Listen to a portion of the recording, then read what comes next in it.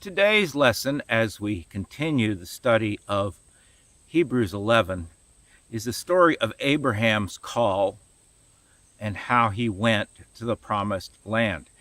Now we're going to deal with it in a sequence. We've got about a half an hour to deal with this. So the beginning, we're going to deal with the scripture, and then we'll go through the gnarly details to lay the foundation. And then we'll deal with an unwarranted disparagement of Abraham and get that out of the way. When all of that is out of the way and the foundation is laid, then we will get to the real issue of Abraham's faith in this obedience to God, in to God's call to the promised land, and how this can affect our lives, and how this puts the modern teachings that we hear so commonly bandied about in some biblical perspective. So the scripture is first in Hebrews, and then the cross-reference, which is much longer, in Genesis. Hebrews chapter 11 and verse 8. By faith Abraham, when called to go to a place he would later receive as an inheritance, obeyed and went, even though he did not know where he was going. And then we will go to Genesis. I think I'm going to bookmark so I can come back to Hebrews 11. And we will start in Genesis 11 and a few verses out of the end of Genesis 11, beginning at verse 26. And I'm just going to skip over some of the parts that are not relevant to today's lesson. After Terah had lived 70 years, he became the father of Abram, Nahor, and Haran. Now, a little note here. It doesn't mean that after 70 years, he became the father of triplets. Abraham, Nahor, and Haran. Buff. What it's saying, the Hebrew is more like, after Terah had lived 70 years, he became a father. And then comes the obligatory list. Abram, Nahor, and Haran, which are listed in order of importance, not in order of birth. Okay. Terah became the father of Abram, Nahor, and Haran became the father of Lot. While his father Terah was still alive, Haran died in Ur of the Chaldeans, in the land of his birth. Skip a little part about marriages. Terah took his son Abram, his grandson Lot, son of Haran, and his daughter-in-law Sarai, the wife of his son Abram, and together they set out from Ur of the Chaldeans to go to Canaan. But when they came to Haran, they settled there. Terah lived 205 years, and he died in Haran. By the way, in a later part of this story of Abraham, we learn how Abraham's name was changed from Abram to Abraham, and how Sarai's name was changed from Sarai to Sarah. There's a meaning shift. Chapter 12. Yahuwah had said to Abram, "Leave your country, your people, and your father's household, and go to the land I will show you. I will make you into a great nation, and I will bless you. I will make your name great, and you will be a blessing. I will bless those who bless you, and whoever curses you I will curse, and all the peoples on earth will be blessed through you." So Abram left, as Yahuwah had told him, and Lot went with him. Abram was 75 years old when he set out from Haran. He took his wife Sarai, his nephew Lot, all the possessions they had accumulated, and the people they had acquired in Haran, and they set out for the land of Canaan, and they arrived there. Now, the gnarly details here.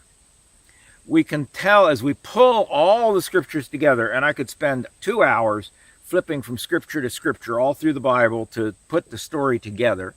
The gist is, when you put it all together, that when Abram was about 50 years old, 50, 5 decades, his father took the entire clan from Ur of the Chaldees, which was the center of civilization at that time.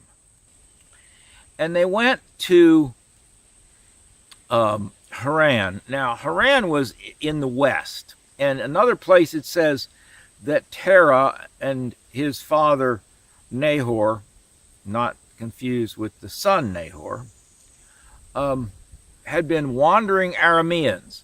And literally that translates wandering Westerners. So what was the West? The West was that which was to the west of the civilized land being Ur. So to the west of that, we're talking about basically what is now the nation of Turkey. There's the issue of Syria and some of that as well, but that was all considered the West. Okay. So, and Nahor and his son Terah, and then, of course, then Abram after him, were Arameans, Westerners, okay? And so he goes back towards the land of his ancestors. Terah does. Haran has already died before he leaves. That's Abram's older brother. And there is years in age difference between Haran and Abram. It does not, so when Haran died,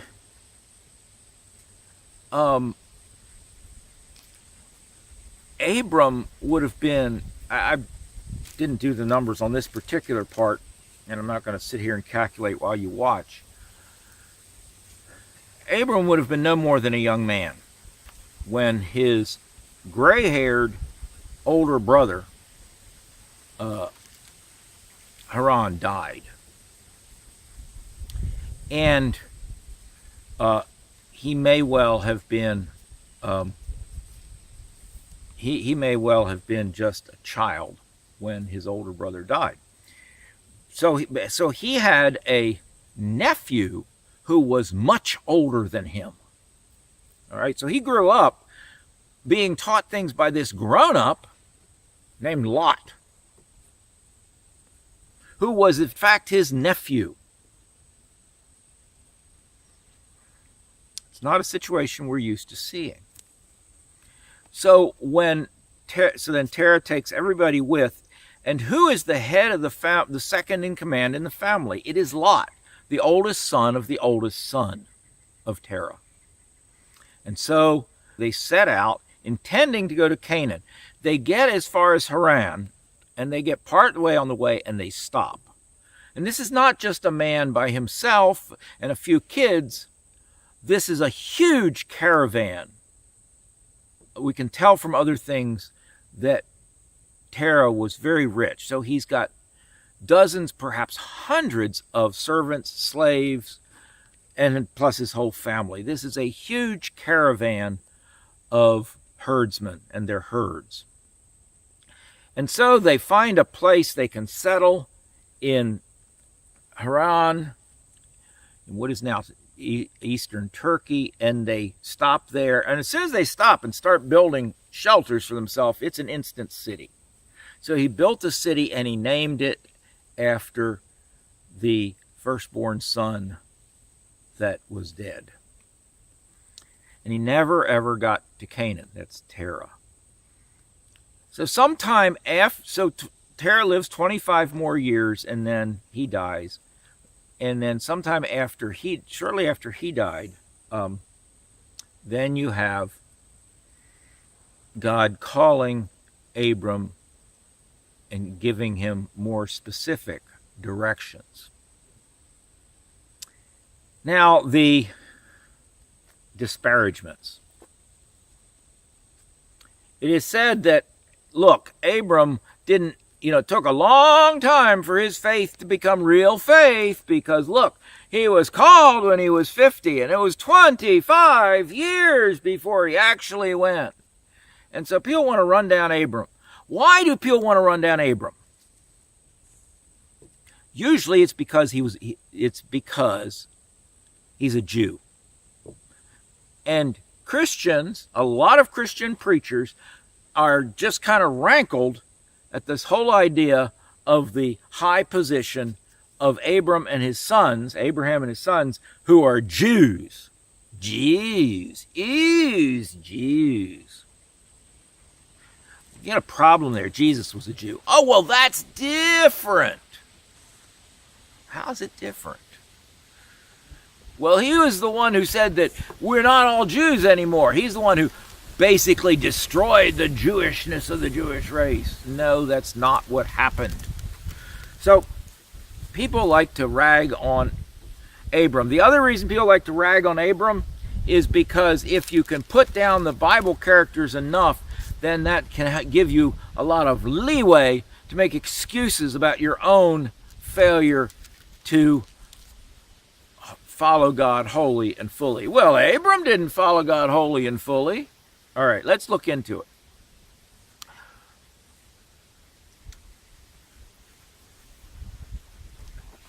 So, it says here in Genesis 12, verse 1, leave your country, your people, and your father's household, and go to the land I will show you. Future tense. God had spoken to Abram and said, go to the land I will, future tense, show you. He had not shown Abram where he was going yet.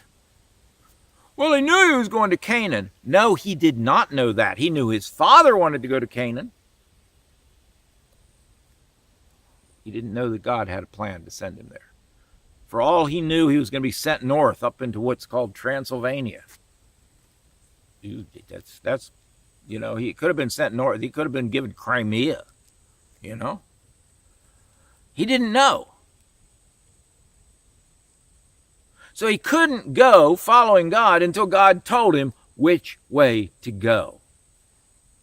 And there are times when we have to wait until God tells us which way to go. All right. And God did not specifically send him to Canaan. He did go, he did arrive in Canaan. How do we know he didn't specifically send him to Canaan? When God finally gets him there, and he's been there a few years, and he wants to tell him, what's this land? What is this land that I promised that I would show you? Go, and I will give you a land that I will show you. So, in Genesis, there it is.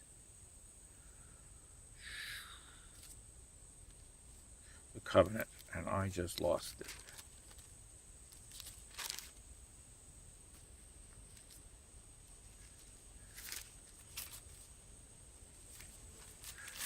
It's 15, isn't it? Yeah, there it is.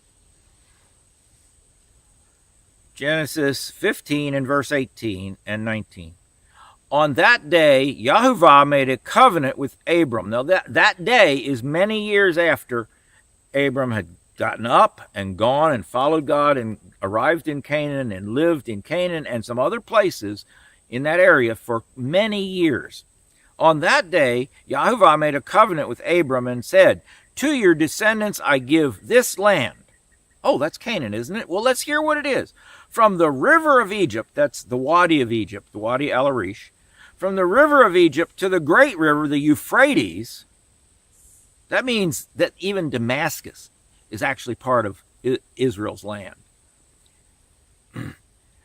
From the great river, from the river of Egypt, the Wadi of Egypt, to the great river, the Euphrates, the land of the Kenites, the Kenizzites, the Cadmonites, the Hittites, the kingdom of the Hittites went up into Turkey at one time. This is the empire of Het. The Perizzites, the Raphites, the Amorites, huge area on the other side of the Jordan, on the east side of the Jordan, from away from the land of Canaan, and the Canaanites, and the Girgasites, and the Jebusites.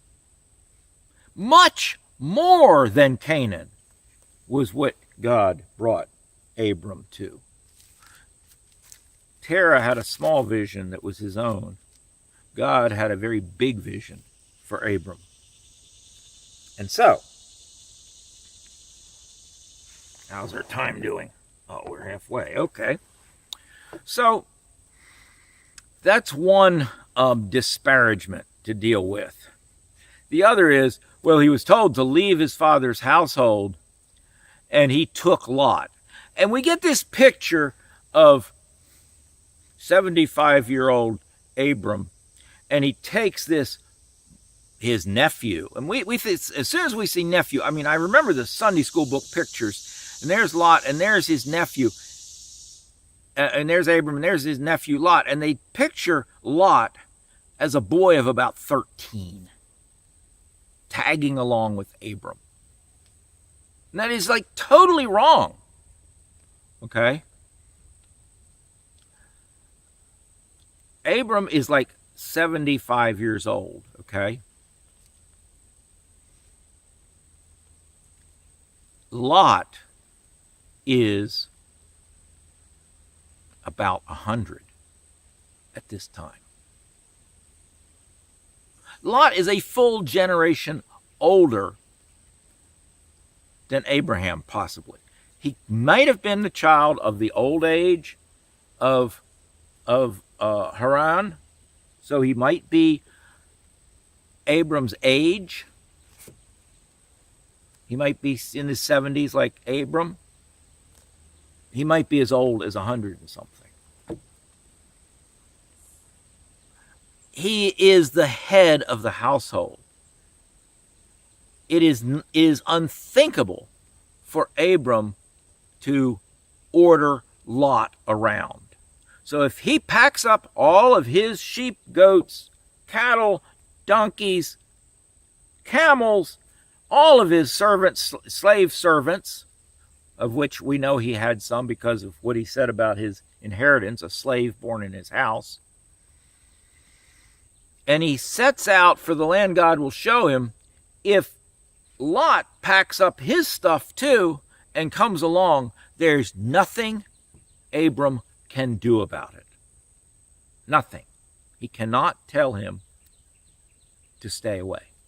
It's just not possible. Okay? So there's nothing wrong with what Abram did there. He did not act lacking faith. Abram obeyed God. Well, let's go back and look at that again. It says in Hebrews 11, verse 8, by faith, when called to go to a place he would later receive as his inheritance, obeyed and went, even though he did not know where he was going. When called, he obeyed and went. I'll say it again. When called, he obeyed and went. But I left something out. By faith, when he was called, he obeyed and went. Now, this whole chapter is teaching us, what is faith all about? What is faith? And yet today, in so many churches, they want to say, well, we have to contrast faith and works, and it that would be works, that would be works, that would... It's not about works. People are trying to cut faith and works apart. And it's true. There are people who try to make it our works. God is counting up our works, seeing if our works are good enough. It does not work that way. But the question really comes down to, what is faith? And faith, really faith, it says there earlier in Hebrews, in a verse, earlier in Hebrews 11, that whoever comes to God must believe that he exists and that he is a rewarder of those who diligently seek him. It does not say he is a rewarder of those who casually seek him.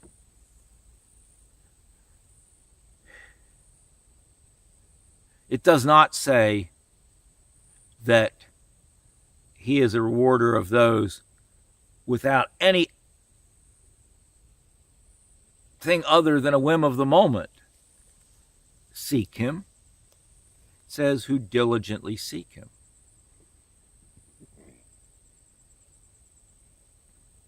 God is a rewarder of those who diligently seek him. If you said that just right out in the open without saying, and that's a Bible verse, there are preachers today and there are seminary professors at certain very conservative evangelical institutions who, if they didn't recognize that it was from Hebrews, would say, no, God does not reward those who diligently seek him.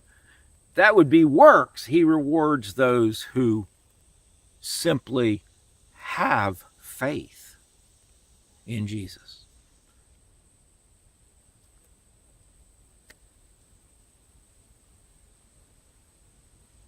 I don't want to argue. I just want to quote the scripture. The scripture says, those who diligently seek. But it's not the works. Why do we know that? Because the definition of faith is in, as I keep saying, Romans chapter 4. And it's about Abraham. And it says, Abraham believed God, and it was counted to him as righteousness. And then as it describes what that was all about, which is a later point, which we'll get to in a few more lessons here in Hebrews, it says that this saving faith that he had was fully believing that God was able to keep his promises. Again, fully believing that God is able to keep his promises. Do you get it? Believing that God is able to keep his promises. If you fully believe that God is able to keep his promises, you will diligently seek him. Human nature just doesn't work any differently. Yes, I know human nature is depraved since the fall. But one who knows the promises of God, who is introduced to the promises of God and believes that he will keep his promises, will reach out to grab those promises because they are so good.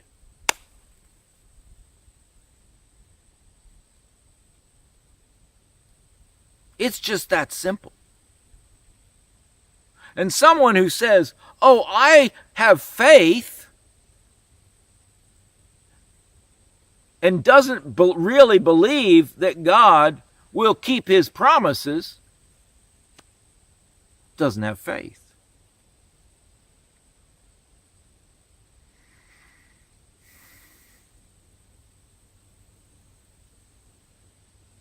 It's that simple.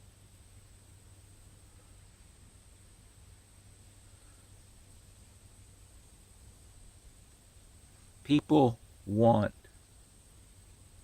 numbers, big organizations, big successes of their ministry.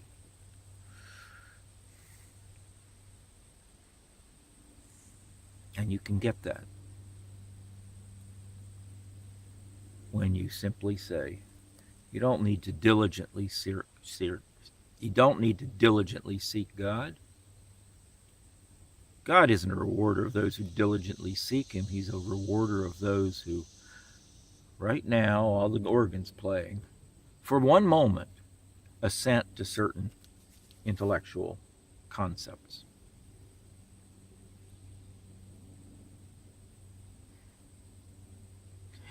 By faith, you want to know what faith looks like? By faith, Abram, when he was called, he went.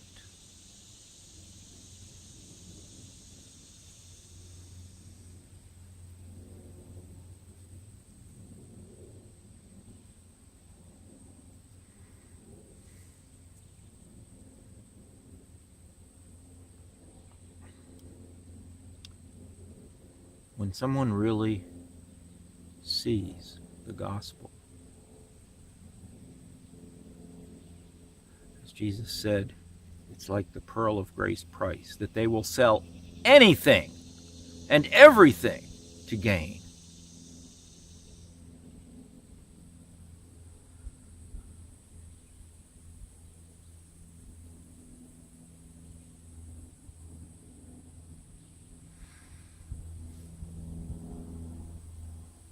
Or like the treasure in a field, that a person will sell everything they own to obtain.